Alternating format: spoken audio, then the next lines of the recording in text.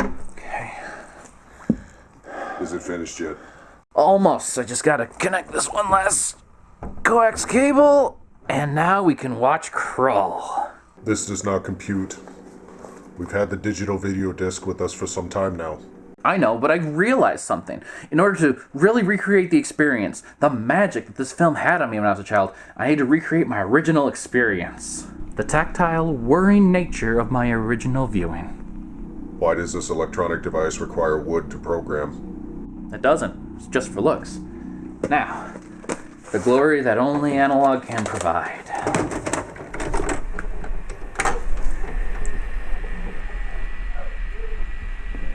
Alright. Aren't you gonna press play? No need, it's already playing. Interesting. How did you program the function on outdated hardware? That's how all home video used to work. The 80s saw an amazing evolution in how films were experienced. Prior to this big hunk of black plastic, you either watched a movie in theaters or live on television. These cassettes revolutionized the impact that movies could have on people, making what was a communal experience into a highly personal one. Children could experience pieces of cinema over and over, as long as they knew how to put this cassette into that big clicking box. See, this is how new movies from the 80s became ingrained in the generation that grew up watching them. Because you could just pop in the tape and your parents weren't around and you could watch whatever you wanted. Oh man, it was so great. When was the first time you saw Krull? I was 6. That explains your psychological state. Debuting in 1983, Krull came from director Peter Yates, someone on a rather meteoric rise at the time. After his success with Steve McQueen's Bullet and 2 Academy Award nominations for Breaking Away, this could have been the avatar to a James Cameron prototype. It had a budget over 3 times the norm for a film production and took over 10 sound stages at the Pinewood Studios in England to film. It registers as an expansive project. Oh yes, it took 5 months alone to construct the swamp set. That does not compute. The entire swamp scene took place inside a building. They spared no expense. With a cast of young unknown British actors like Robbie Coltrane and Liam Neeson. Holy crap, young Rob Roy? This movie was set to be a hit, so why did it flop? And why do I still love it despite its failures? Well, let's start at the beginning. May I have a seat to better experience the plot? Of course, and you can drop the robot act now.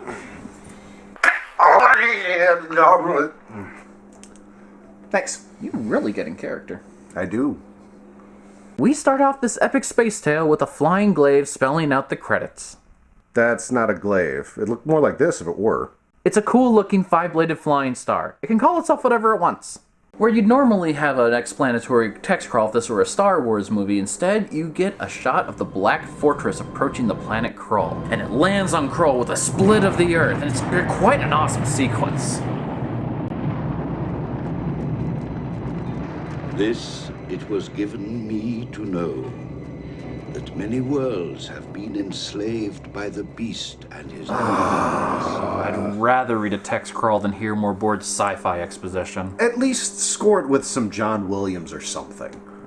Here's the first view we get of the Slayers, the foot soldiers of the conquering alien. Fun fact, there were 40 Slayers made for Krull, and all were constructed by a man named Nick Maley. Famous for creating the original Yoda, Krull was his chance to make an even bigger impact. He was hired on to create the Beast as well as the Widow of the Web, the Cyclops, and the Blind Seer's transformation. And the Slayers, right? You just said that he made all of them. So, yeah. He was brought in to consult about 2 weeks beforehand about how he thought the Slayers were, their general design, and he had a couple of notes. He wanted to completely change them because they were awful. So? He had to make 40 of them in 10 days. Wow. Given the time crunch, the static design of the Slayers makes sense, but I think that the Stormtrooper-esque appearance actually helps them appear as a true alien threat. Plus, what kid wasn't haunted by their death scenes? Wow. Still unsettling 40 years later. 40 years. Wow, I'm getting old. You and me both. Following the info dump over the reverse footage from later in the film, we cut to a party of horsemen crossing the countryside to a castle. Colwyn and Lyssa have decided to marry so that their rival kingdoms can combine to fight against the invading alien forces. What's wrong? Genre whiplash. I thought you said this was science fiction. Well, 1983 was the year of science fiction and fantasy combined. It also brought us your Hunter from the Future. Huh? Just roll with it. Lissa and Colwyn begin their marriage ceremony, binding their lives and kingdoms together through an elaborate firebending ceremony. Wait, which one's a firebender? They all are. The entire race is firebenders. How do you know this? Look again. As the kings are moving down the hall, the torches are lighting as they pass without the need for any normal lighting techniques. And once again, when they pass their flame onto their children, their torches just suddenly go out without them needing to do anything. Either their torches are far more advanced in their technology, or every one of them is a firebender. So this is the last airbender. No, more like an alternate universe where the Fire Nation won and then got invaded by aliens. Still a better version of Shyamalan. The Slayers interrupt the wedding, kidnapping Lissa and killing everyone but Colwyn, who is gravely injured. The fate of the planet would be sealed if not for Ynir. Who? Ynir, the sage from the mountain. Oh, the old one. Not as old as all that. They've nailed another genre staple, the old guide showing a young hero the way, and he knows of a legendary weapon that can slay the space invader, the glaive. Not a glaive. After climbing a very steep mountain, which actor Ken Marshall actually did, no stunt doubles, Colwyn finds a star-shaped rock under a flow of lava. So he'll grab a stick or something to reach in and pull. Oh my god, he put his hand in it. See, they're firebenders. Heat totally did not faze him. It's liquid rock, thousands of degrees. Firebending. Why is there so much evidence to go ahead and support your insane theory? Might be coincidence, might be true, who knows? The fact that Avatar The Last Airbender wouldn't exist until 2 decades later. That's in the details. While continuing on their trek to find the Black Fortress, they're interrupted by... A rocket-propelled grenade. Worse, a spellcaster. Ergo the Magnificent is, according to Ynir, one of the Hill People, a magical race known for being mostly harmless but occasionally powerful. He's offered a spot on the team before he promptly Eric Idles all over the scene. I am Ergo the Magnificent, short in stature, tall in power, narrow of purpose, and wide of vision. And I do not travel with peasants and beggars. Goodbye. British absurdist humor was huge at this time. It helps that he actually worked with Eric Idle. Could you imagine those two doing a sketch together? That would be like watching a mirror arguing with itself through its nose. Oh, yeah. He joins the party after being startled by a lone eye in the woods. This belongs to Rel, a Cyclops who has quite the history. They're sad, solitary creatures, born to know the day they will die. Today would have been my day if it hadn't been for him. It's an interesting take on world building. Yeah, they don't elaborate much on anything. That's honestly the best part. The people of this world act like they actually live in it. The little details don't need a grand explanation to the whole group, just one who needs brushing up. It's how people talk to each other in reality, where most common things are known, even in the otherwise fantasy world. It's surprisingly refreshing considering how exposition heavy it all started. And now, onto a random ambush, a very crucial part of the story. Having collected the mishap sorcerer and one-eyed stalker, the group is jumped by a gang of highwaymen. Some future famous people are among them, and after some masterful persuasion, Colwyn has rebuilt his army. Yeah, what happened to his army? Didn't he have a kingdom? Oh, a line early on explains all of that. We sent to you for help. None came. 20 men were dispatched to you. We lost 300 getting here. Wow, so between the trip over hostile land and the massacre, there's literally no army left to go ahead and fight the Overlord. It's going to be difficult to go ahead and storm the Black Fortress. Especially when it teleports to a new location every day at dawn. What?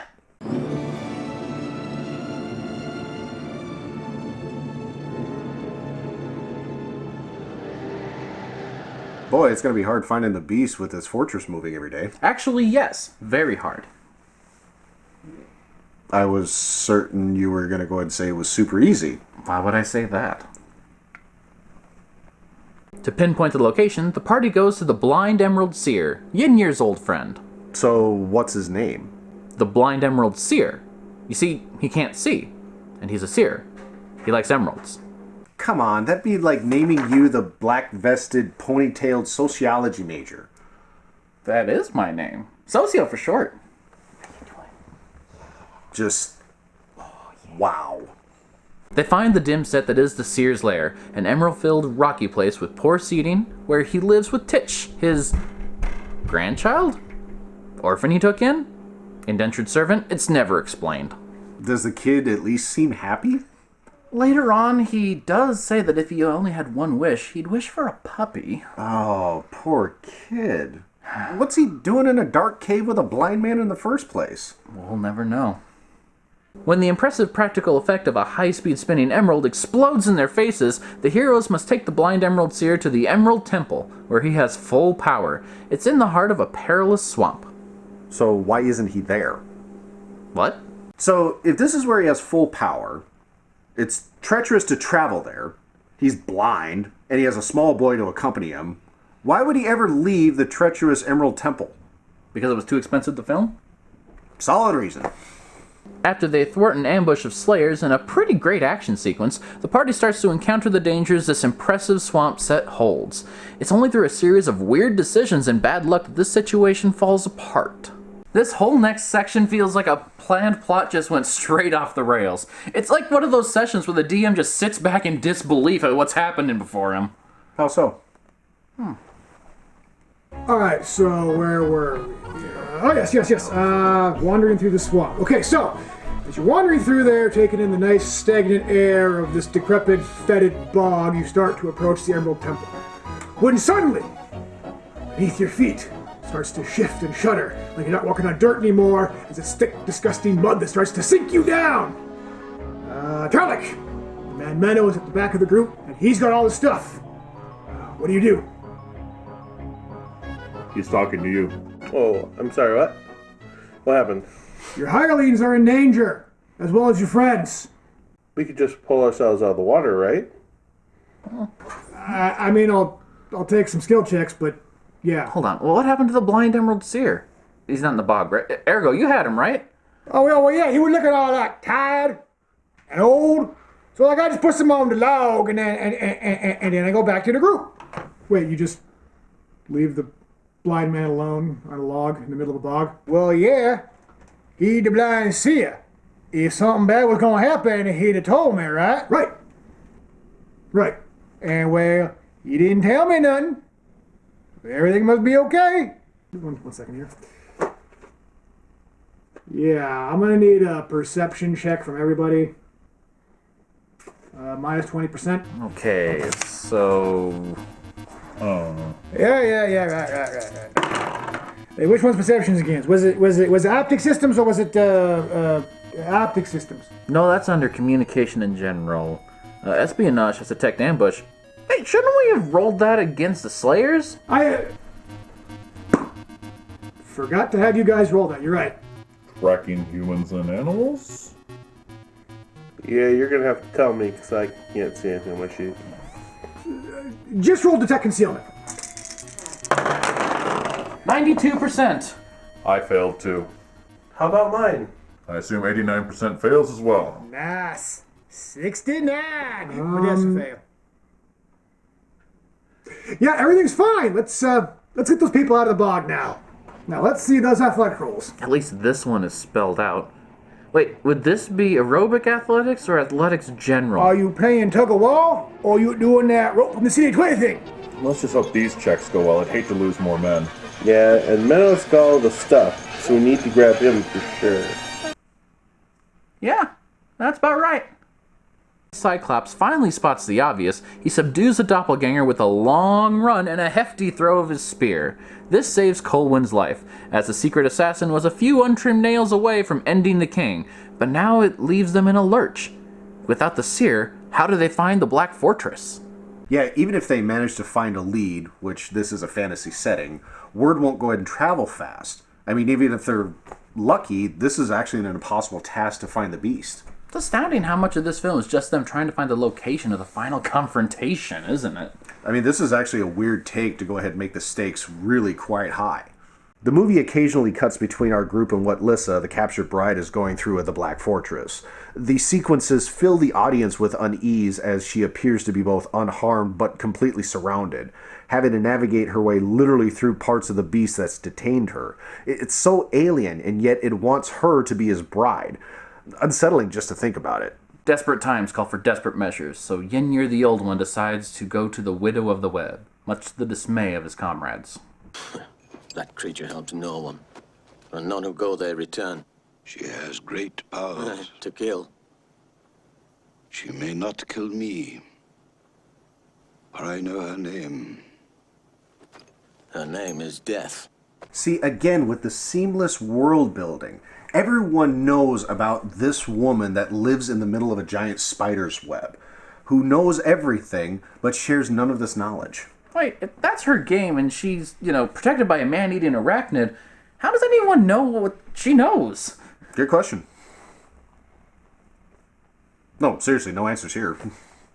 This treacherous situation comes with a very tragic backstory, probably one of the reasons this character doesn't really resonate with the modern audiences, before the widow reveals the location of their goal. I normally don't condone yada-yadaing over plot points, but yeah, let's skip this one. Ynir delivers the message before the sands of his life slip away, leaving Colwyn and the gang about 24 hours to travel 1,000 leagues. This leads to one of the most out-of-nowhere but welcome sequences in the film, the fire mares. For this part, the crew actually trained Clydesdales to be ridden. A born draft horse, these horses had to be specifically trained to be ridden for months. They were then shipped out of country to the filming location, each requiring their own passport. So much prep for this one sequence, it's astounding. How fast do these things go? According to the distances described, about 150 miles per hour. Oh, I'd feel like flying. Especially when I do this.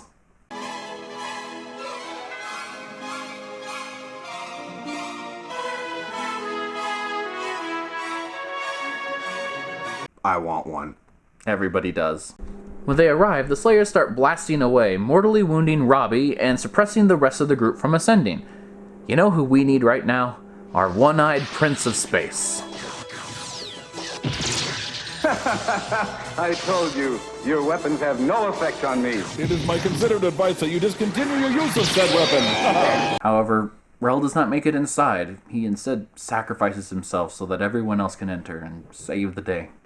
He's the real hero of this whole thing. Yeah, for real. What has Colwyn even done? He reached into lava, which didn't hurt him, helped fend off the Slayers with the group, stayed loyal to his bride, and climbed a mountain. Why hasn't he used that glaive once? First off, not a glaive. Stop that. And second, the old one told him to save its use for something important. Wait, so killing the Slayers that were sniping them didn't count? Might have, but Ynir was gone at this point, and no one told Colwyn that he was the hero of this show. Oh, but he does try to save Ergo and Titch when they fall down in that crevice in the fortress. Yeah, only to immediately abandon them to return to the group once the floor starts to close. Huh. Wait, what about when he does use the glaive to break Lissa's cell open? You mean that thin membrane that it takes 2 full minutes on screen to cut through while his comrades wandered off to be imprisoned? Seems like it's much faster to slice through it with any other conventional weapons. Maybe Liam Neeson's the real hero in the end. Nope. He's punked by a single shot from a Slayer inside. The body count of this fantasy is quite high. From the brutal depiction of the Slayer deaths to the merciless lowering of the good guys' forces scene after scene, it's basically a PG bloodbath. This only intensifies when Colwyn faces the Beast. This fully contained animatronic suit is filmed very poorly, with effects and filters distorting almost the whole sequence of the fight he has against the King. No, you had it right the first time. The Beast is fighting a drone with an unsteady user.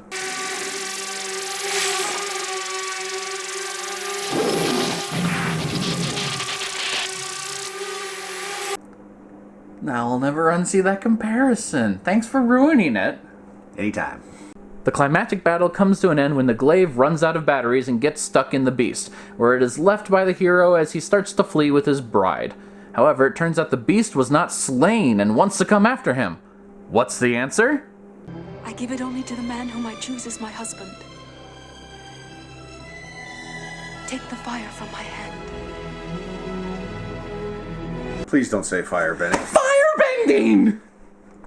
The alien's greatest weakness turns out to be fire, which Colwyn takes from Lissa and uses to defeat the evil master. Which really brings a question to mind. If she had the fire the entire time, why didn't she use it against him? Casual sexism. Ah, yeah, the fantasy staple. After they escape and watch the rather intriguing destruction of the Black Fortress, our heroes stand tall, celebrating in some land none of them know, wandering off to find their way home. What are you talking about? It's a happy ending. I mean, they're going home. the Black Fortress teleported less than 10 seconds after they went in at dawn, and their fire mirrors were outside, so... Oh, so they could have been teleported anywhere. Dang. At least they didn't end up in the Arctic again. Thoroughly unaware that they might spend years finding their way home, the party leaves as one last bit of exposition plays over their romp in the field. I have to say, I still get a warm feeling when I see them go. It's just so good. I love it. It seems that you've been pretty hard on Krull this whole time. Why do you still say you love it? Love? Yeah, I think I mean that. Simply nothing else out there like it.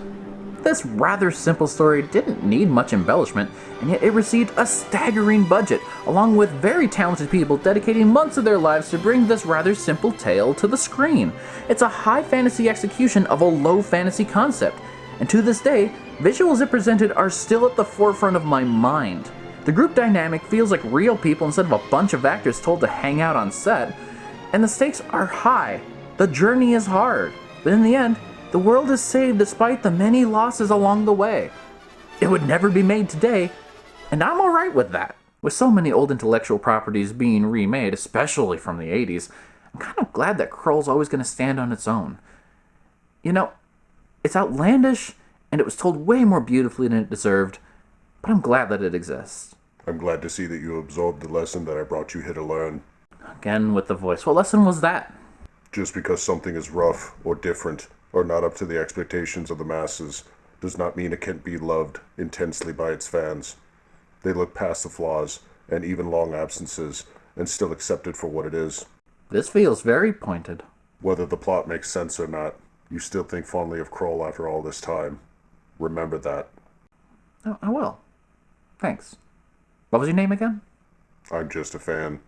Thank you, just a fan. You're welcome. He's acquired us. You have to go. Who's coming for you? No time. You have to get out of here. Through the hallway. What's found us? If you can get back in time, nothing. Otherwise...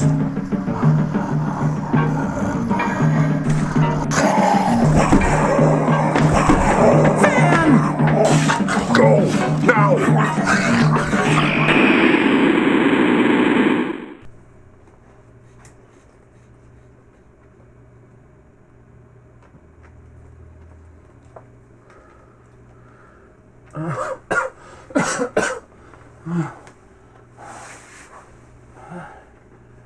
Hi. Good to see you. Okay. Okay.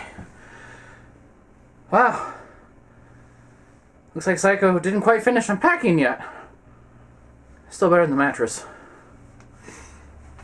Oh, I guess nothing much has changed, really. Thank you guys so much for tuning in to our latest review. I have to once again thank our sponsors, Toyman's realistically, amazingly detailed toy guns. You're going to be expelled for sure if you take this to school. Thank you again, Toyman. I want to thank you guys as always for tuning in, especially to our patrons, Broadway 2724 and T. Seeley. Speaking of, I couldn't have made it without these people, specifically this guy. Hey, how's it going? Yeah, this is T. Seeley. Thank you so much for helping out with this. You've been a great character to bring back. I'm glad to finally finish this arc. Yeah, it was really great. Go ahead and do so. Yeah, and go ahead and tell them where they can find you. Actually, most of my thing is I'm actually on TikTok. You can go ahead and find me, same username, T. Seeley. Been having a lot of blasts and a lot of fun making simple videos for you guys, so there you go. All right, and once again, to everybody, there's going to be a stinger at the end, so be sure to stay tuned for that. And be sure to like, comment, share, subscribe. Did I get them all? Yeah, all right. Follow this guy. There you go, man. Go. Do it now. You must go. Really? Thinks of that. That's what you think of that?